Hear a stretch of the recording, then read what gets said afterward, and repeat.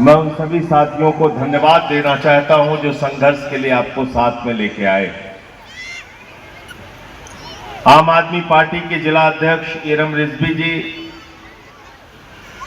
नूर भाई, हमारे रामपुर के केमरी नगर पंचायत के चेयरमैन अंसार भाई जो रामपुर के जिलाध्यक्ष भी हैं, अनिल भाई जो हमारे अयोध्या के जिलाध्यक्ष हैं, दिनेश पटेल जी हमारे महासचिव, उपस्थित साथियों और दोस्तों,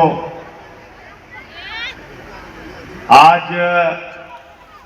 इतनी बड़ी तादाद में आप लोगों को इकट्ठा होना पड़ा कुछ अपने जिंदगी से जुड़े सवालों को लेकर। वो सवाल क्या है कि सरकार ने आपको रातों रात बिना किसी नोटिस के अचानक उजाड़ दिया। अकबर नगर क्षेत्र में आप लोग रहते थे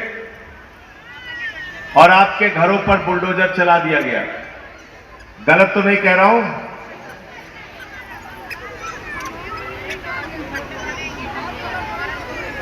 और इसके अलावा तुलसी कॉम्प्लेक्स और बुलाकी अड्डा, यहां से भी लोग आए हुए हैं। तो जब आपको उजाड़ा गया तो ये कहा गया कि आपको जितनी जमीन से उजाड़ा जा रहा है उतनी ही जमीन आपको दी जाएगी। यही वादा किया था ना? कोई 1500 स्क्वायर फीट में रहता था, कोई 2000 स्क्वायर फीट में रहता था,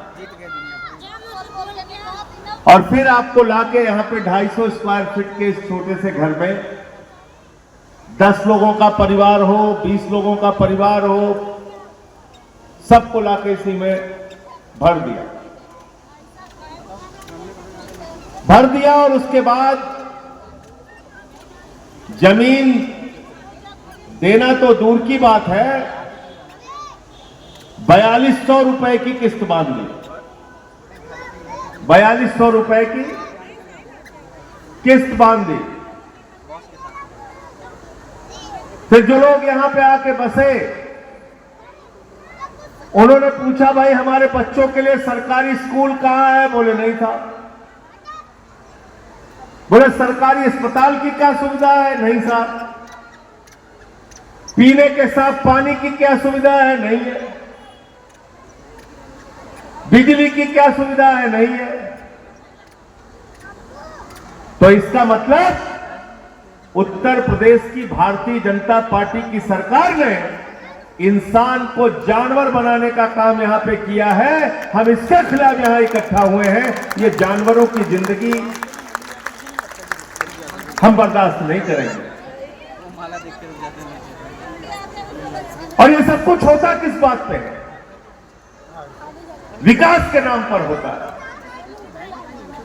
कहते साहब विकास करेंगे, आपको उजाड़ रहे हैं, यहां रास्ता बनाना है, यहां बड़ी बिल्डिंग बनाना है, ये सब कुछ विकास के नाम पे हो रहा है।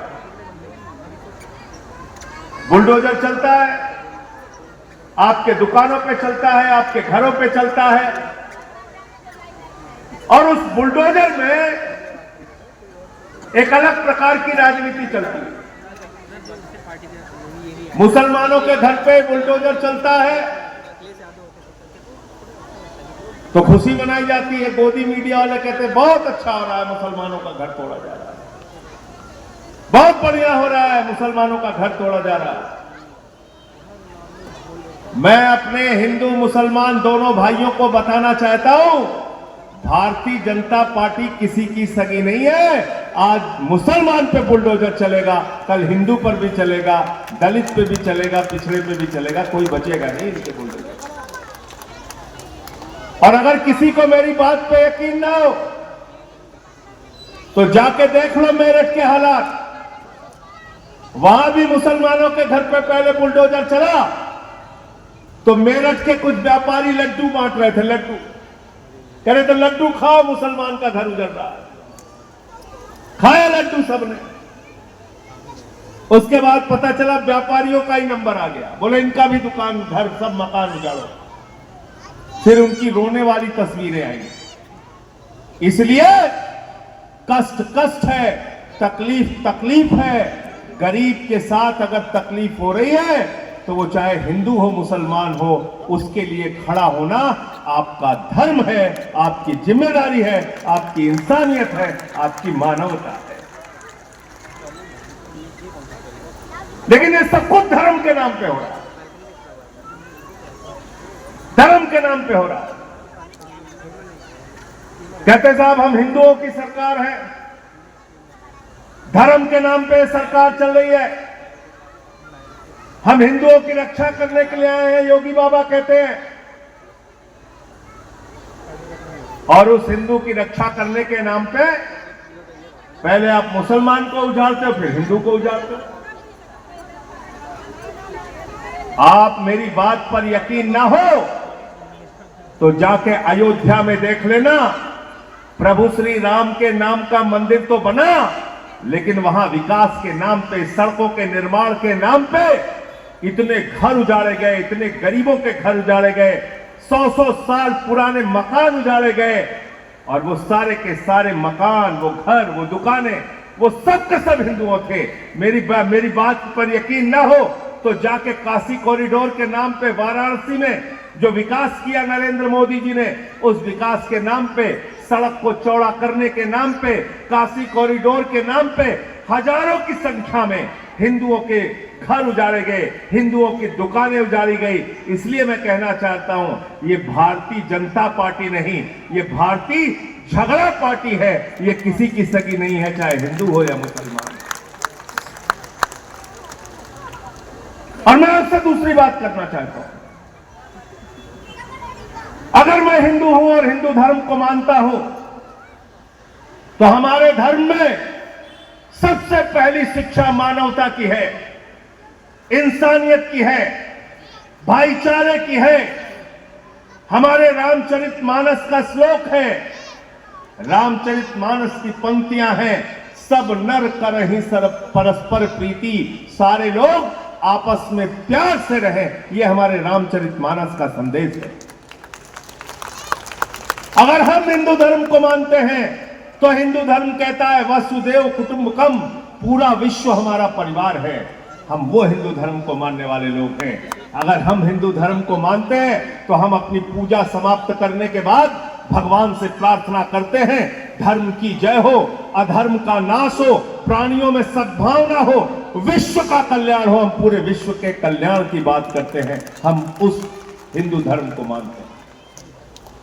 और जब हम करते हैं, कहते हैं कि अधर्म का नाश हो, तो वो अधर्म चाहे बीजेपी वाला करेगा, चाहे किसी राजनीतिक दल का व्यक्ति करेगा, वो अधर्म चाहे हिंदू करेगा या मुसलमान करेगा, सिख करेगा या ईसाई करेगा, अगर अधर्म के रास्ते पर चलोगे तो उसका विरोध हम सब लोग सीना तान के सड़कों पर करेंगे, आपके खिलाफ नारेबाजी करेंगे। हिंदू हो या मुसलमान हो, फर्क इससे नहीं पड़ता। कल को किसकी सत्ता आ जाए मुझे नहीं पता, लेकिन अगर अधर्म के रास्ते पर चलोगे तो उसका विरोध करना ही हमारा धर्म है, उसका विरोध करना ही हमारा धर्म है। आज पूरे देश में नफरत फैलाई जा रही है, नफरत फैलाओ राज करो, नफरत फैलाओ राज करो, यही चल रहा है देश के अंदर। इसका अंत कहां होगा? आसाम का मुख्यमंत्री है हेमंत बिस्वा शर्मा, कहता है मुसलमानों के यहां से सामान मत खरीदो, आर्थिक रूप से इनकी कमर तोड़ देनी है। मैंने भाजपाइयों को कहा, मैंने कहा अंधभक्तों, अगर मुसलमानों के यहां से सामान नहीं खरीदना तो तय करो और संकल्प लो, इराक से जो तेल आता है उस तेल का इस्तेमाल अपनी गाड़ी में नहीं करोगे, ईरान से, अरब से जो गैस आती है उसका इस्तेमाल अपने घरों में नहीं करोगे। फैसला लो, तय करो। यहां नरेंद्र मोदी जी कहेंगे हम तो कपड़ा देख के मुसलमान पहचान जाते हैं, लेकिन जब दुबई में जाते हैं शेखों को पकड़ पकड़ के गले लगाते हैं। लगाते हैं नहीं लगाते? लगाते हैं कि नहीं लगाते? वहां इतर महकता रहता है शेखों से जो लबादा पहने रहते हैं उससे इतर महकता है तो उसको गले लगाते हैं। हिंदुस्तान की मस्जिद में नहीं जाएंगे, कतर की मस्जिद में जाएंगे, ब्रुनई की मस्जिद में जाएंगे, दुबई की मस्जिद में जाएंगे प्रधानमंत्री। यह तुम्हारा दोहरा चरित्र है, यह किसी के सगे नहीं है, याद रखना। ये भारतीय जनता पार्टी वाले ना हिंदू के सगे हैं ना मुसलमान के सगे हैं। इनका सिर्फ एक ही धर्म है, रुपया रुपया और रुपया। प्रधानमंत्री सिर्फ अडानी के लिए अपनी जिंदगी बिताता है, वो देश के लिए नहीं जिंदा है। प्रधानमंत्री को इंडिया की चिंता नहीं है, अडानी की चिंता है। गरीब आदमी के घर पे बुलडोजर चलाते हो, लेकिन अडानी को हवाई जहाज दे देते हो, अडानी को कोयला दे देते हो, अडानी को गैस दे देते हो, अडानी को बिजली दे देते हो, अडानी को पानी दे देते हो, अडानी को लाखों करोड़ रुपए का कर्जा दे देते हो। अपने एक दोस्त के लिए पूरे हिंदुस्तान को तुमने नीलाम करने का अपराध किया है। प्रधानमंत्री जी, ये सवाल हम आपसे पूछना चाहते हैं। अगर अकबर नगर में रहने वाले लोगों को तुमने उजाड़ा तो डबल इंजन की मोदी योगी सरकार ने उतनी जमीन, उतनी जगह, उतना मुआवजा इन लोगों को क्यों नहीं दिया? इसका हम आपसे जवाब चाहते हैं। ये सवाल है हमारा आपसे। मैंने पार्लियामेंट में पढ़ा था और मैं हमेशा सबके मुद्दे उठाता हूं। कर्मचारियों के भी मुद्दे मैंने उठाए, हमारे पुलिस के जवान हैं, इनके मुद्दे भी मैंने उठाए। इनकी पेंशन के ऊपर डाका डालने का काम सरकार ने किया। अरे पेंशन तो बुढ़ापे का सहारा होता है, लेकिन उसको भी बंद कर दिया इस सरकार ने, उसको भी बंद कर दिया। पेंशन नहीं देते कर्मचारियों को, उसके लिए पैसा नहीं इनके पास। भारत माता की सुरक्षा करने के लिए जो सेना में हमारा जवान जाता था, पूरी जिंदगी भारत माता की रक्षा के लिए लगा देता था, उसको 4 साल का अग्निवीर बना दिया। वो सवाल भी मैंने उठाया। हमारे सीएपीएफ के जो जवान हैं, जो बीएसएफ के जवान हैं, सीआरपीएफ के जवान हैं, वो सीमाओं की रक्षा करते हैं भारत की। मैंने उनका सवाल भी उठाया कि उनको भी पेंशन दो, उनकी भी पेंशन बंद कर दी तुमने, उनको भी प्रमोशन दो, अधिकारियों को उनकी प्रमोशन बंद करके रखी है। मैंने मजदूरों का सवाल उठाया, मैंने किसानों का सवाल उठाया, मैंने स्कूलों का सवाल उठाया, अस्पतालों का सवाल उठाया, लेकिन दुर्भाग्य से ये सारे सवाल पीछे हो जाते हैं। जाति और धर्म के नाम पर देश की राजनीति चल रही है। अभी नीति आयोग की रिपोर्ट आई है मेरे दोस्तों, हिंदुस्तान में 1 लाख सरकारी स्कूल ऐसे हैं जिसमें सिर्फ एक टीचर है। 1 लाख सरकारी स्कूल। मैं पूछना चाहता हूं बजरंग दल के लोगों से, विश्व हिंदू परिषद के लोगों से, बीजेपी के लोगों से, नारे लगाते हो जिस हिंदू का खून न खौला। आओ हमारे साथ, मैं कह रहा हूं, ये 1 लाख सरकारी स्कूल जो हिंदुस्तान के अंदर जिसमें सिर्फ एक टीचर है, बोलो कि हमारा खून खोल रहा है। और मोदी और योगी की सरकार उन स्कूलों को टीचर मुहैया कराए, वहां पे पढ़ाई बच्चों की कराए। लड़ो लड़ाई इसके लिए, उसकी लड़ाई नहीं लड़ोगे, उसकी आवाज नहीं उठाओगे। 95,000 सरकारी स्कूल ऐसे जिसमें बच्चियों के लिए टॉयलेट का इंतजाम नहीं है। बेटी बचाओ बेटी पढ़ाओ का नारा देते हो आप। एक उत्तर प्रदेश में, अकेले उत्तर प्रदेश में लगभग 10,000 सरकारी स्कूल ऐसे हैं जहां पे एक टीचर है। बताओ कैसे पढ़ाई होगी उनकी? तो इसलिए सवाल बहुत है, लेकिन आपको अपने मुद्दों पे चिंता करनी पड़ेगी, अपने मुद्दों पे लड़ाई लड़नी पड़ेगी। ये नकली नारों